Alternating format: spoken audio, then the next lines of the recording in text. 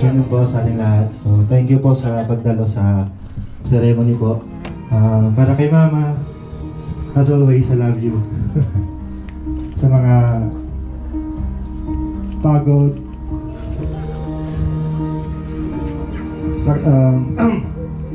mga sacrifices mo. So, thank you, Ma. I love you. And sa parents ko ni Natalie, kay tita, tito, salamat po sa pagtanggap sa akin. Kahit na hindi pa kami ganun katagal ni Natalie.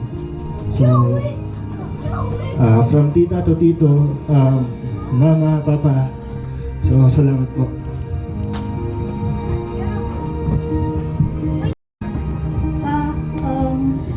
Thank you. I never heard any judgment, just encouragement, and always panang bagbaga yung bakit ako amukunti dapat nga alam. So thank you ta tinanggap niyo na. Or I know very sudden. Basta ko may nga maiba gagawin in words na mapipil yung siguro thankful ang amin. And to tita na just like him, to mama, thank you po kasi you raised a very good man. Hindi niyo po ako pinabayaan. All those months na pinagsamahan namin, inalagaan niyo po ako ng mabuti. Thank you po. Thank you din po sa pag-accept sa akin. Quantity. Sa likod pa. Love, Natalie.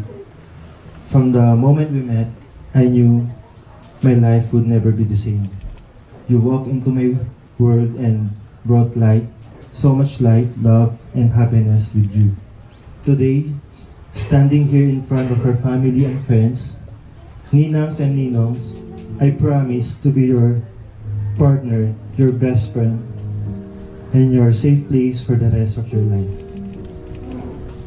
I promise to love you not just on the easy ways, but especially on the hard ones. I promise to listen to you and to stand by your side no matter what life brings. I promise to make you laugh, to hold your hand when you need strength, and to never stop choosing you every single day. I choose you today, tomorrow, and forever. I love you always and forever. Love, hindi ko masyadong matandaan yung first time nating meeting kasi hindi naman talaga tayo magkakilala pa noon. But knowing each other, getting to know each other, meron ka ng pangalan dun sa magiging anak natin. Tanda mo yun. Oh my gosh. Tapos eto na, malapit na. So, with all these people here today, gathered witnessing my promise to you, I just want you to know that I will always love you. You will always be my best friend, and you will always be my partner. I love you.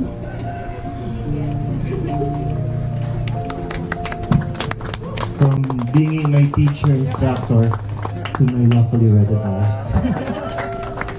Naalala ko na po pala, first time ko po siyang tinawag, I called him Kuya kasi I don't really know his name when we were arranging their seating arrangement. Yan, sing-sing, bigyan mo. Sige po, tawagin po natin yung may hawak ng kanilang simbolo ng pagmamahalan. Come here. Kuya Marco, here. Give it to me first. Thank you. Kaya baby, dito ka. Having this love in your hearts, you have chosen to seal your vows by exchanging rings.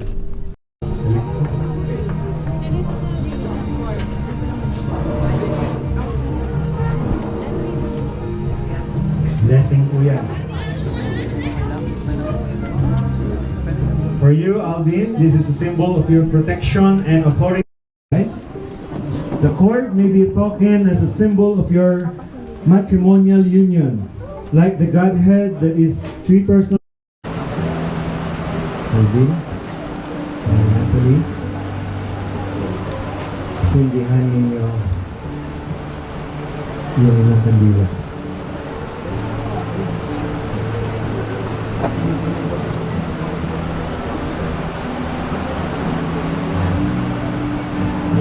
Hanggang.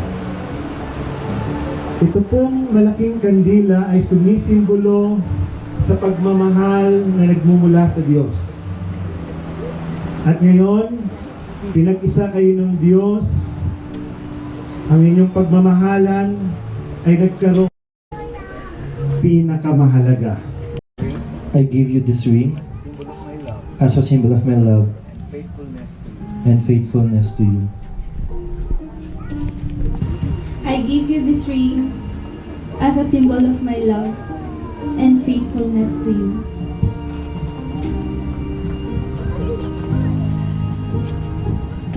It is my honor to now pronounce you husband and wife.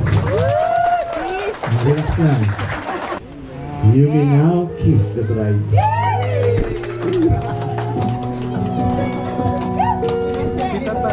Mukhang praktisado na po yan.